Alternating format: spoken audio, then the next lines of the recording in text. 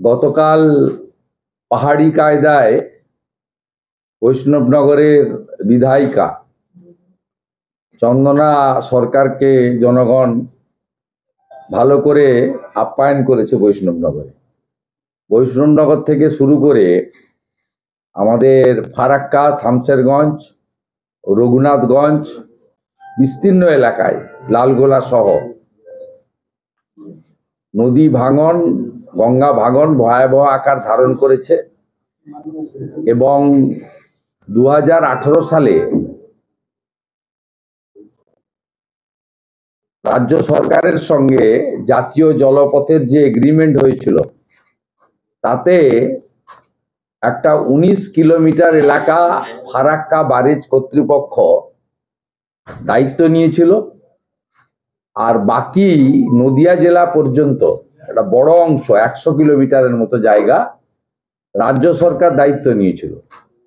রাজ্য সরকার 19 সালে লোকসভা নির্বাচনে 18টি আসন হারার পরে কার্যত 21 সাল থেকে ভাতাতে চলে যায়।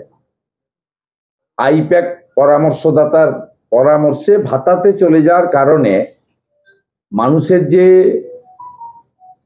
এই ধরনের ভোগান্তি এবং এই ধরনের যে ইরিগেশন বলুন বা পরিকাঠামোগত যে বিপর্যয়, সেক্ষেত্রে রাজ্য সরকারের দৃষ্টি নেই এবং তারা মনে করে যে বৈষ্ণবনগর, ফারাক্কা, লালগোলা, রঘুনাথগঞ্জ এই এলাকায় মুসলিমদের ভোটারদের মধ্যে, মুসলিমদের জনবসতিতেও বেশি, ভোটারের মধ্যেও সংখ্যাধিক্য মুসলিম।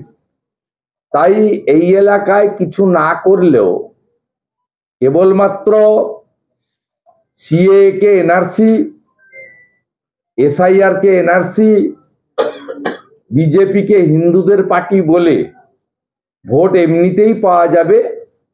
তাই গঙ্গা ভাঙনে রাজ্য সরকার রিলাক্টেন্ট। ওখানে হাফ মন্ত্রী আছেন, তিনিও আখরুজ্জামান, তিনিও বেরোন না। মোহাম্মদ আলী আছেন লালগোলার, তাকেও মানুষ দেখতে পাচ্ছে না। কালকে চন্দনা সরকার গেছিলেন, তাকে পাহাড়ি কায়দায় জনগণ আপ্যায়ন করেছেন বৈষ্ণবনগরে। আর ফরাক্কার বিধায়ক মনিরুলকেও পাওয়া যায় না, আর শামশেরগঞ্জের আমিরুলকেও পাওয়া যায় না।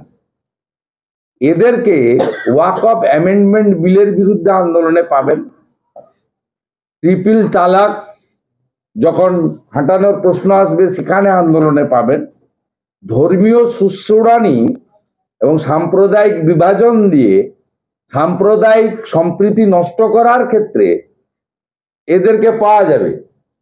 কিন্তু গঙ্গা ভাঙন, গ্রামের পর গ্রাম, শয়ে শয়ে বিঘা জমি, স্কুল, বাড়ি, গাছপালা সর্বস্ব চলেই যাচ্ছে চোখের সামনে। গত 15 দিন 3 সপ্তাহ ধরে ধ্বংসলীলা চলছে। এরা দে আর টু মাচ রিলাক্টেন্ট।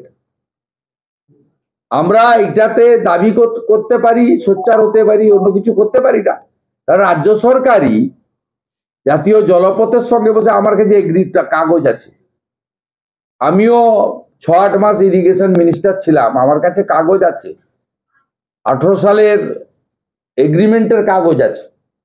তাতে 19 অথবা 21 কিলোমিটার ফারাক্কা ব্যারেজ কর্তৃপক্ষ করবে, আর বাকিটা করবে নদিয়া জেলা পর্যন্ত পশ্চিমবঙ্গ সরকার। তারা লিখে কমিটমেন্ট করে তারা এই কাজ করেনি, করার উদ্যোগ নেয়নি।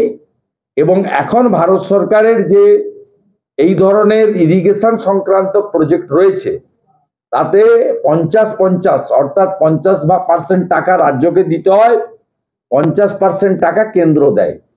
রাজ্য সরকার কোনো পরিকল্পনা এক্সপার্টদের দিয়ে, বিশেষজ্ঞদের দিয়ে বানিয়ে ভারত সরকারের কাছে পাঠায়নি। কারণ এটা স্থায়ী সমাধান করতে গেলে কয়েক হাজার কোটি টাকা লাগবে। কেন্দ্র হয়তো 50% দিয়ে দেবে, কিন্তু বাকি 50% টাকা রাজ্য সরকারকে দিতে হবে। রাজ্য সরকার ভাতা এবং তোষণ ছাড়া তারা অন্য কাজ করেন না, করতে চান। জঙ্গলমহলে আজকে কুর্মী সমাজের একটি সামাজিক আন্দোলন ছিল তাদের। এই আন্দোলন নিয়ে তাদের ইস্যু নিয়ে আমার কোনো বক্তব্য আমি রাখবো না। আমি শুধু জঙ্গলমহলের সাধারণ মানুষ, গণতন্ত্র প্রিয় মানুষ, তাদের কাছে বলবো যে আন্দোলন আপনারা উড়িষ্যা ঝাড়খণ্ডে করলেন, গণতান্ত্রিক দেশে সকলেরই আন্দোলন করার অধিকার আছে। আন্দোলনের দাবি ঠিক কি বেঠিক তা ঠিক করার জন্য রাজ্যের কেন্দ্রের সরকার আছে, বিচার ব্যবস্থা আছে, এটা নিয়ে আমি কোনো মন্তব্য করব না। আমি শুধু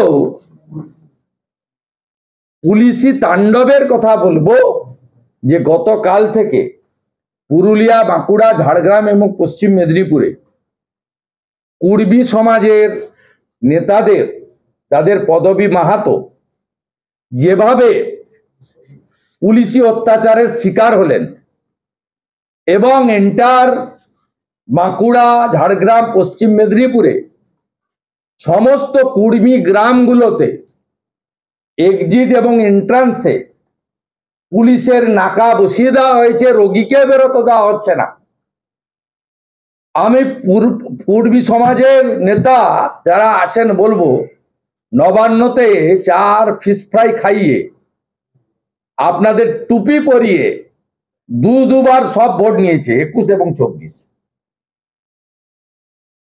আপনাদের দাবি নিয়ে আমি কিছু বলবো না, বিরোধী দল নেতার একটা কাজ নয়। আমি তো আগেই বলেছিলাম বিধানসভায় প্রস্তাব আনলে সেখানে আমি বলবো, আমাদের দল তার স্ট্যান্ড ক্লিয়ার করবে। মমতা ব্যানার্জি প্রস্তাব আনেনি, আমি ওই পাটে যাব না। আজকে যেভাবে এই মুহূর্তে কলাইকুণ্ডা থেকে লোধাশুলি পর্যন্ত রাস্তার এদিকে ওদিকে খেমাশুলি, আগুইবনি, শালবনি, চুনপাড়া, নেদাবহড়া, প্রত্যেকটি জায়গায় কুর্মী গ্রাম তার এক্সিট এন্ট্রান্স বন্ধ করে রেখেছে মমতা পুলিশ। ব্রিটিশের অত্যাচারকেও হার মানিয়েছে। আমি এর নিন্দা করি এবং এইভাবে প্রান্তিক মানুষ, অর্থনৈতিকভাবে তারা পিছিয়ে থাকা মানুষ, ভারতবর্ষের যে কোনো নাগরিক, পশ্চিমবাংলার যে কোনো নাগরিকের অধিকার আছে শান্তিপূর্ণ গণতান্ত্রিক উপায়ে আন্দোলন করার। পিছনের দরজা দিয়ে লোক ফিট করে কোর্টে পাঠিয়ে, কোর্ট কখনোই আন্দোলনের বিরুদ্ধে কিছু বলেনি। আমরাও নবান্ন অভিযানে অংশগ্রহণ করেছি, কখনো লোকট বাধা দেয়নি।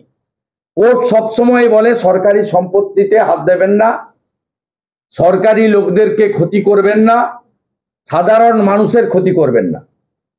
আজকে আপনারা যে দৃশ্য দেখেছেন, কুর্মী সমাজের যে নেতারা নবান্নতে মাঝে মাঝেই ডেকে পাঠালে পুলিশের ডাকে চলে আসেন। আজকে মমতা ব্যানার্জি কত নিষ্ঠুর, কত অমানবিক, কত অগণতান্ত্রিক,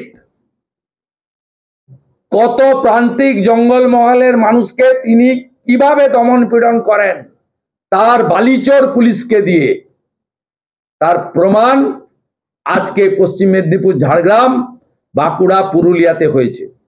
পুরুলিয়ায় অভিজিৎ, বাঁকুড়ায় বৈভব তিওয়ারি, ঝাড়গ্রামে অরিজিৎ, পশ্চিম মেদিনীপুরে ধৃতিমানকে লাগিয়ে হাজার হাজার পুলিশ ব্যারাক থেকে পাঠিয়ে প্রত্যেকটি কুর্মী গ্রামে তাদের প্রতিদিন আনতে দিন খায় তারা।